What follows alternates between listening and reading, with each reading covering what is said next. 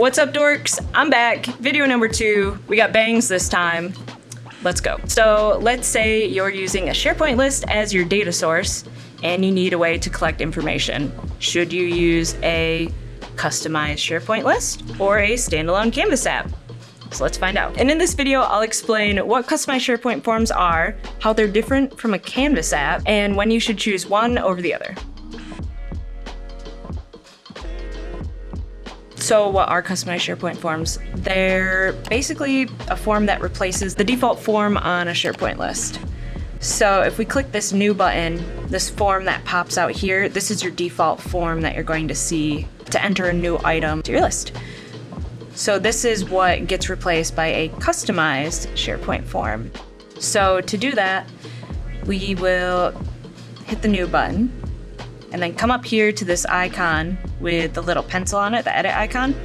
And so you have edit columns, configure layout, and then customize with Power Apps. So that's the one that we'll want to use. So now that we're in our customized SharePoint form, you'll get a different screen here that if you're familiar with Canvas apps, this is your Canvas App Studio.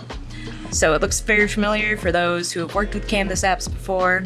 The one difference is over here though, in your tree view, you'll notice we have this SharePoint integration control. So if we click on this, we don't have any properties in this tab, but if we go to advanced, you can see we have all these different properties that we can use that we don't normally have. So if we look under this action list here, we've got on new, on edit, on view, on save, and on cancel. Down here, we've got our data source, which just points to our SharePoint list. Come back to our SharePoint list over here and kind of explore what these actions do. So on new is what happens when you click the new button. If you click the edit button, that triggers your on edit action. Clicking on an item down here, it triggers the on view action. And then if we're in this edit pane, we've got save and cancel, and those are our last two actions. This SharePoint integration control is the main difference that you'll find between a regular standalone Canvas app and a Power Apps customized SharePoint form. So I've added a few fields to this form. I'm not going to go deep into configuring that. If you'd like to, Mike has a video out that describes this process in depth a little more. So for now, I'll just save this and publish it, and then it will replace our default form for our SharePoint list.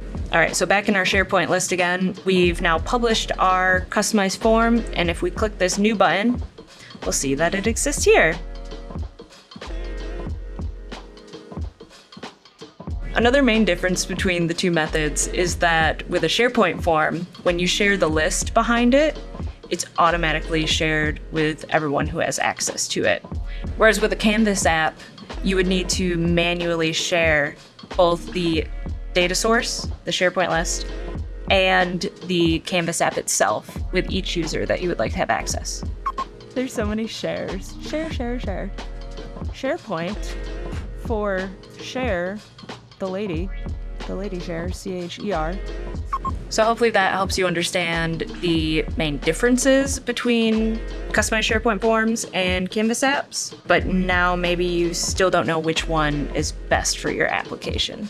I would generally advocate for a Canvas app over a customized SharePoint form, and there are a few reasons.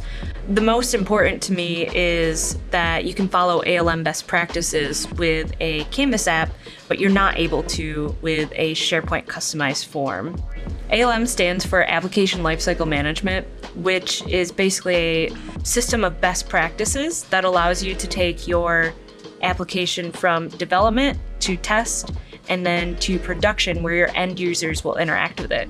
And it allows you to create some separation between what you're working on and what the users have access to. And we'll have a blog out on that soon for citizen devs. Another reason for going with Canvas apps is that the SharePoint customized forms are always tied to SharePoint.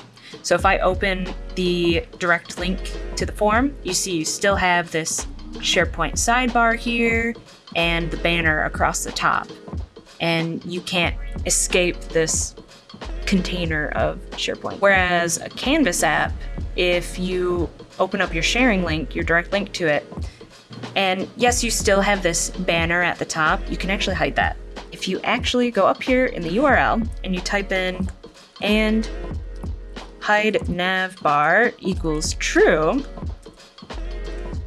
we will open that back up and it will get rid of this top bar here. So why don't we add that to our URL? And now our Canvas app can just be full screen. And so you don't have the context of SharePoint within this. You can make it its own standalone app. There are a lot of other reasons that you might choose one of these over the other. And I actually made a little table cheat sheet for you guys if you want to go look at it. It's in the blog, which we've put in the description down below. If you go check this out and you don't find your use case in there or your situation that you find yourself in, leave a comment below and we'll explore that together and see which one might work better for you. So I hope this has helped you kind of figure out and discern which method is right for you and your situation. If you still don't know, please leave a comment down below and let me know what you're running into and we'll figure it out together. More engagement. Comment, like, subscribe. As I said last time, do all the great things. Thanks for watching, y'all. It's great to spend time with you virtually.